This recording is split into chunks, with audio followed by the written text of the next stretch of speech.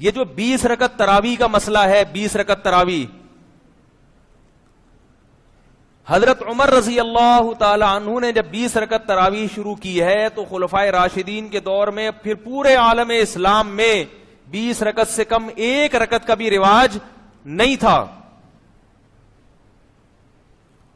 کوئی ایک ضعیف روایت بھی نہیں ملتی کہ صحابہ اور تابعین کے دور میں کسی مسجد میں 8 رکعتیں تراویح ہوتی ہوں. صحابہ اور تابعین کے دور کی بات کر رہا ہوں.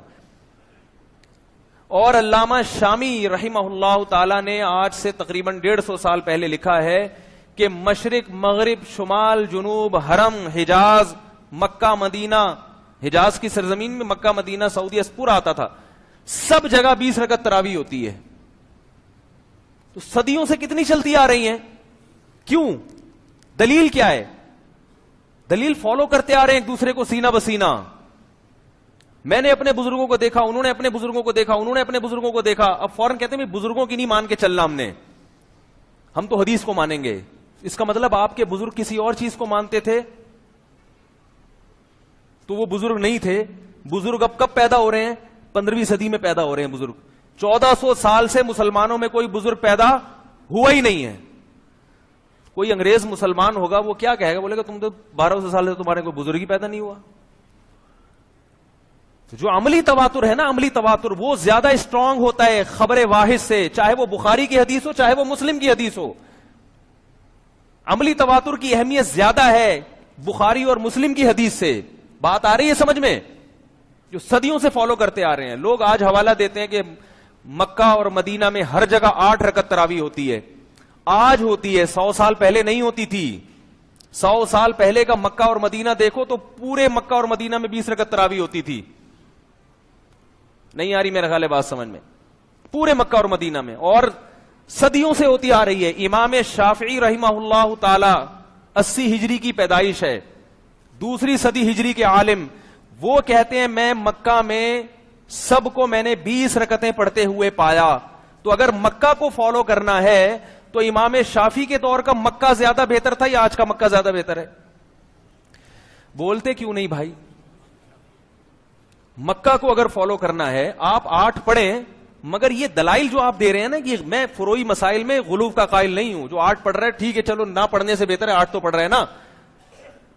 لیکن میں کہتا ہوں کہ علماء کو بیوقوف سمجھنے کی کوشش مت کرو. امام ابو حنیفہ کو، امام شافعی کو، امام مالک کو، امام احمد بن حنبل کو، ان کو بیوقوف مت سمجھو. لوگ حدیث کا نام لے رہے ہیں لیکن طنز کس پہ ہو رہا ہے؟ ان بڑے بڑے ائمہ کرام پہ طنز ہو رہا ہے. ہمیں 20 اور 8 سے اتنا مسئلہ نہیں ہے. 8 پڑھ لیں، 20 پڑھ لیں، جتنی سمجھ میں آتی ہے پڑھ لیں، اللہ توفیق دے آپ کو.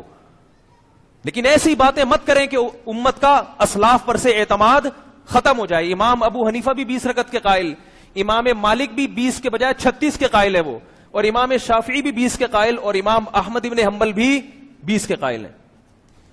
تو یہ سارے کیا حدیث سے نابلد تھے؟ ان کو کسی کو بھی حدیث کا نہیں پتا تھا.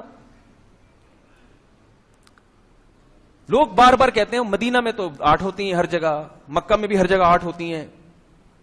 انڈا موڑ پہ کتنی ہو رہی ہیں؟ حرم میں 20 ہوتی ہیں. وہ اس لیے ہوتی ہیں کہ 1400 سال سے 20 ہوتی آ رہی ہیں.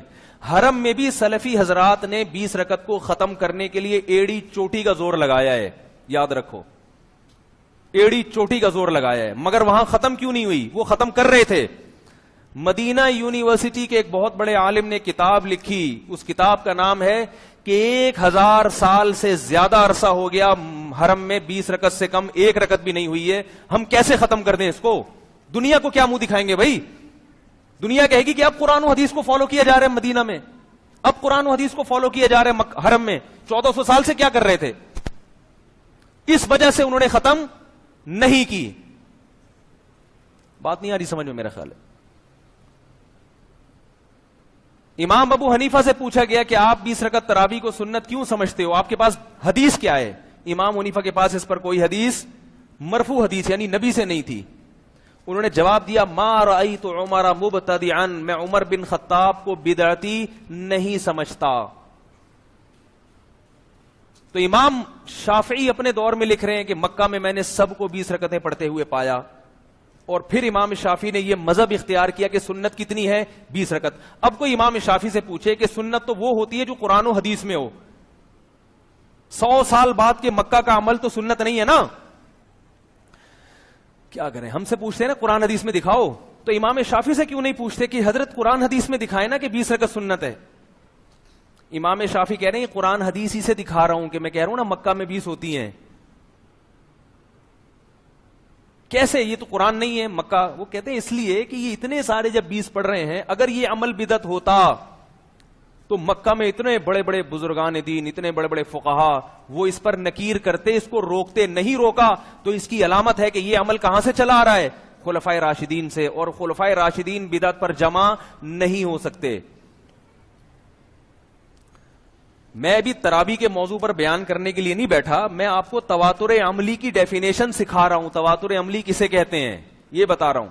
वो एक फरोई मसला है, मैं मिंबर पे आमतौर पे ये बैठ के जुम्मे के बयान में नहीं ये चीजें छेड़ता मैं, लेकिन हर आदमी उठ के कोई ना कोई कुछ ना कुछ आजकल मार्केट में ला रहा है नई चीज, उसको पता ही नहीं, उसूल नहीं पढ़े उसने, खबर के उसूल क्या हैं।